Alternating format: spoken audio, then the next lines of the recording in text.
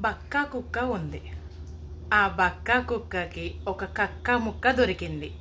బక్కా కుక్క కక్క ముక్క నోటిలో పట్టుకొని పక్క పక్కకి నక్కి నక్కి నడిచిపోతూ ఉంది.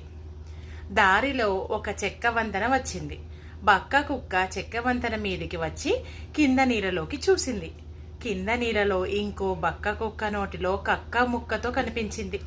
నీటిలోని బక్కా కుక్కను చూసి చెక్క వంతెన మీద ఉన్న బక్కా కుక్క బౌబౌ అని అరిచింది. అప్పుడు చెక్క వంతెన మీద ఉన్న బక్కా కుక్క నోటిలోని కక్క ముక్క జారి కింద నీళ్ళలో పడింది. అయ్యో, నా కక్క ముక్క పోయిందే అని బక్కా కుక్క చెక్క వంతెన మీద నుంచి కింద నీళ్ళలోకి దూకింది. అక్కడ బక్కా కుక్క లేదు, కక్క ముక్క లేదు.